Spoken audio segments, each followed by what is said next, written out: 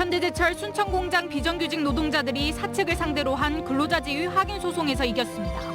판결 이후 비정규직 노동자들은 일제히 환영의 뜻을 밝혔습니다.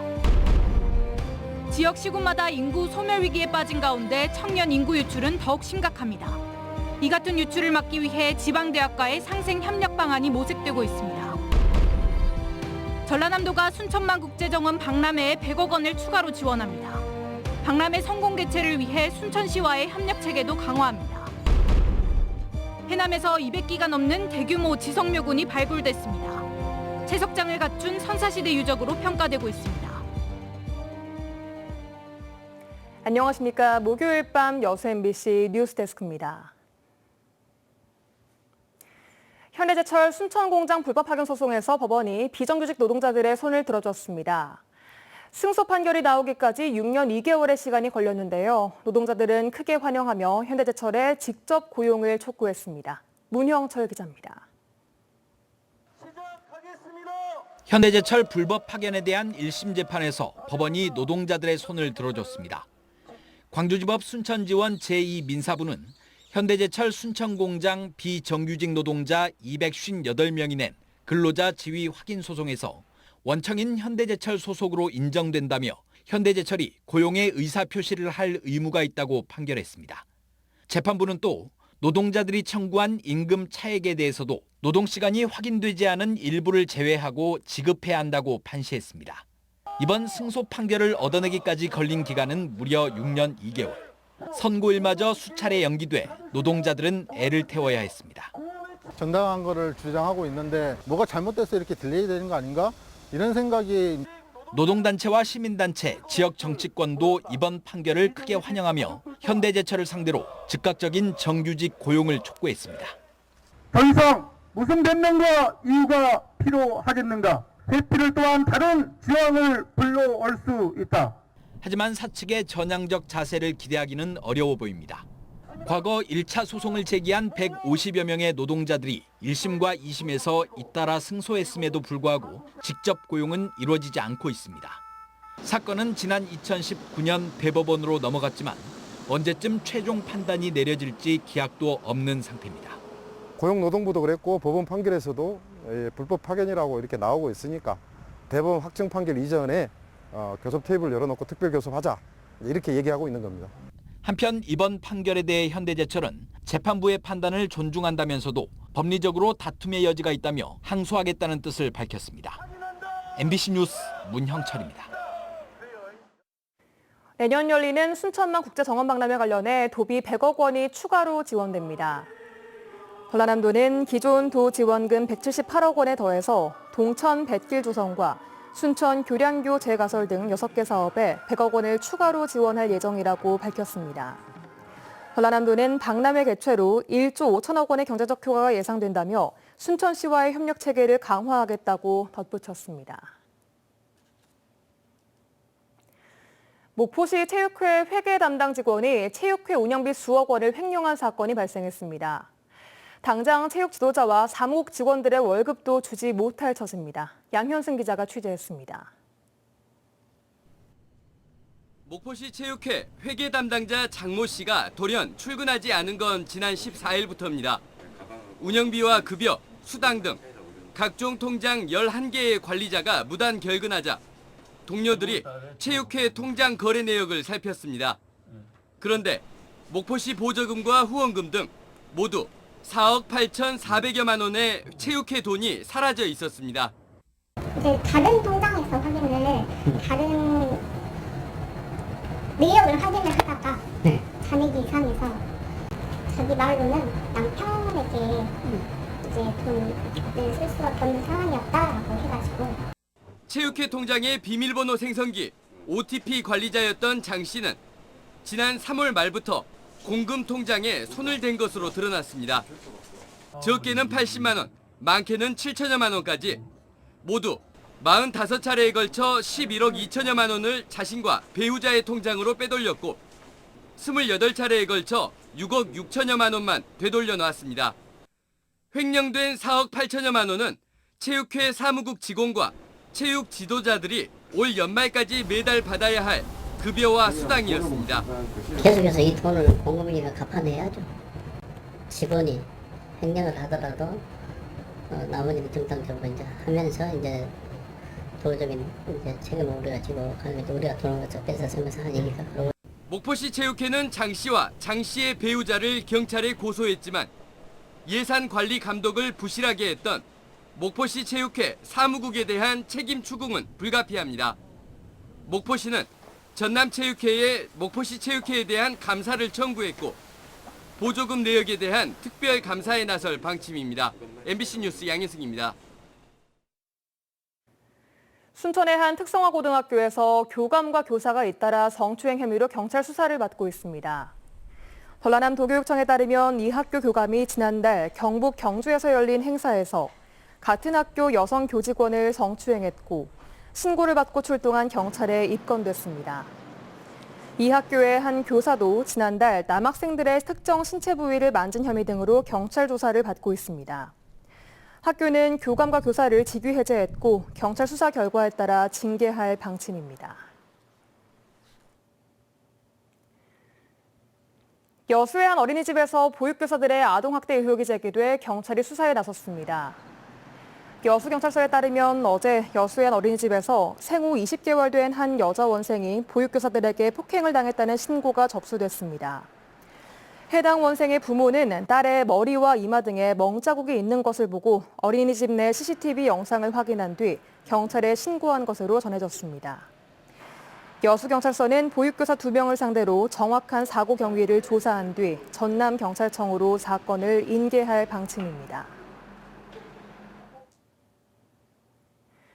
수도권을 제외한 대부분 지역에서 인구 감소 현상이 심각한 가운데 특히 청년 인구 유출은 지역 소멸의 위기를 부추기고 있습니다. 이처럼 고질적인 지역의 인구 문제 해결을 위해 지방 대학과의 상생 협력을 통한 해법을 모색해야 한다는 주장이 제기돼 눈길을 끌고 있습니다. 최우식 기자의 보도입니다. 현재 전남 도내에서 심각한 인구 감소 지역은 16곳. 인구 이동은 주로 군 단위에서 거점 도시로, 지역 거점 시 단위 도시에서 대도시로 진행되고 있고 청년 인구 유출이 인구 감소를 주도하고 있습니다.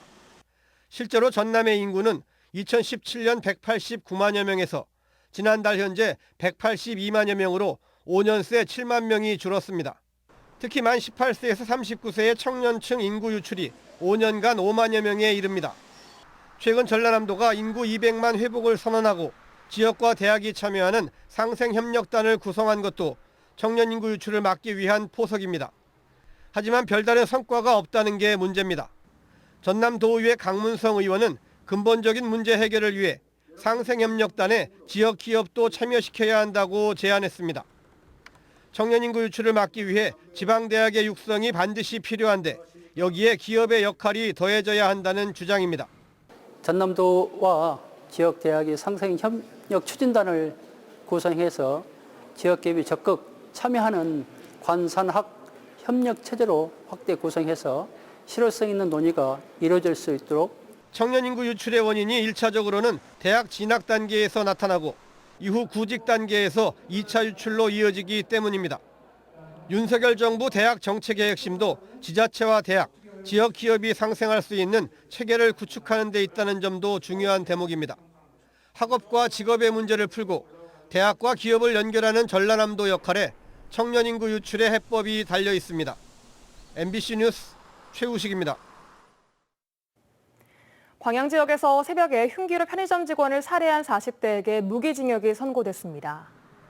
광주지법 순천지원 제1형사부는 살인 등 혐의로 구속 기소된 48살 모 씨에게 무기징역을 선고하고 15년간 위치 추적 장치 부착을 명령했습니다.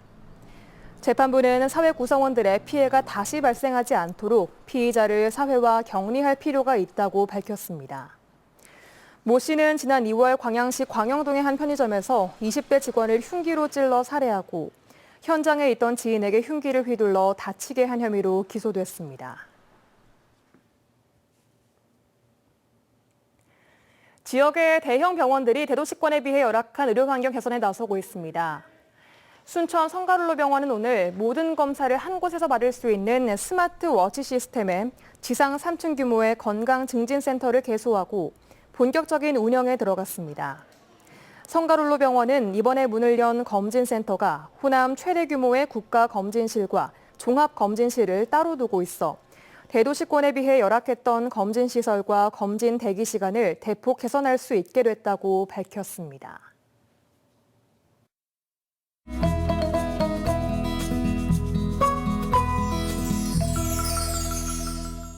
강한 바람이 불어도 여전히 찜통더위가 기승입니다. 남해서부 서쪽 먼바다에는 풍랑주의보가 발효됐습니다. 오늘 전남 동부권은 구름 많은 날씨를 보였고 낮 최고 기온은 32도로 어제보다 1에서 2도 정도 낮았습니다. 내일은 오늘과 비슷하거나 1도 낮겠습니다. 오전에는 대부분 지역에서 맑은 날씨 보이겠고 순천, 고래, 곡성 등 일부 지역에 한때 소나기가 내리겠습니다. 여수가 23에서 30도, 순천이 23에서 32도, 광양 22에서 31도, 고흥 22에서 30도 분포 보이겠습니다. 해상은 맑은 날씨 보이겠습니다. 파도는 남해서부 앞바다에서 최고 1m, 바람은 초속 6m에서 9m로 불겠습니다. 먼바다는 초속 최대 12m 예상됩니다. 여수의 만조 시각은 새벽 3시 16분과 오후 4시 40분, 간조 시각은 아침 9시 52분과 밤 10시 38분입니다. 이번 주 주말에 한 차례 비가 내린 뒤 구름 많은 날씨 계속되겠습니다. 이번 주 낮 최고 기온은 33도까지 오를 것으로 보입니다. 지금까지 AI 날씨였습니다. 해남군 현산면 의포리에서 200기가 넘는 대규모 지성묘 군이 발굴됐습니다. 유네스코 세계유산으로 지정된 고창과 화순, 강화 지역 고인돌 유적과 맞먹는 규모로 채석장을 갖춘 선사시대 유적으로 평가받고 있습니다. 신광하 기자가 보도합니다.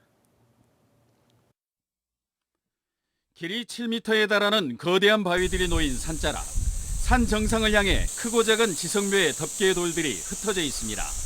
해남 의포리 고담 지성묘군으로 불리는 고인돌 밀집 지역입니다. 한국문화유산협회의 지원으로 학술 발굴 조사를 시작한 지 한 달 만에 250기에 달하는 지성묘와 5곳의 채석장이 발굴됐습니다. 그 정상부에서 채석을 하고 그 능을 따라서 계속해서 남쪽으로 이렇게 배치를 하고 있습니다. 그래서 남북 방향의 열상으로 지금 현재 고인돌군이 계속 배치가 되어 있거든요. 유네스코 세계유산으로 지정된 화순, 고창, 강화 고인돌 유적과 맞먹는 규모입니다. 고인돌 구조는 지석을 이용해 상석을 받친 기반식과 위석식으로 기원전 2세기부터 조성된 것으로 추정됩니다. 고인돌 유적에서는 경질, 무문토기 등이 출토돼 한반도에서 가장 늦은 기원 2세기까지 고인돌이 축조됐을 것이라는 분석도 나왔습니다. 정확히 저희가 확인을 한 이후에 그 다른 지역과 연계하여서 이렇게 확대 지정을 하는 그런 방식을 좀 취하려고 하고 있습니다. 학계에서는 채석장 규모와 밀집도 등으로 볼 때 매장지라기보다는 고인돌을 가공하던 곳일 가능성을 높게 보고 있습니다. 해남군 현산면 의포리 고담 지성묘군 발굴 조사는 오는 11월 말까지 계속될 예정입니다. 현재까지의 발굴 조사에서 유물은 단 한 점이 발굴된 가운데 향후 조사 결과에 관심이 집중되고 있습니다. 고인돌 일부는 초기 단계의 석실묘 양식으로 고대 마한 사회의 묘제와 연결할 수 있는 유적으로 평가돼 유적의 향후 처리 문제가 시급한 과제로 떠오르고 있습니다. MBC 뉴스 신광하입니다.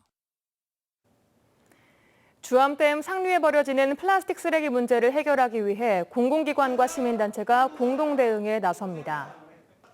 한국수자원공사와 순천 YMCA 등은 오늘 주암댐 플라스틱 오염 문제 해결을 위한 프로젝트 발대식을 갖고 주암댐의 사회적 가치를 공유하고 지속 가능한 탄소 중립을 모델을 만드는 데 힘을 모으기로 했습니다. 참여기관과 단체들은 앞으로 버려진 플라스틱 수거 활동과 분리배출 홍보 활동을 지속적으로 추진하고 폐플라스틱을 활용한 생활제품 등을 개발해 시민들에게 선보일 계획입니다.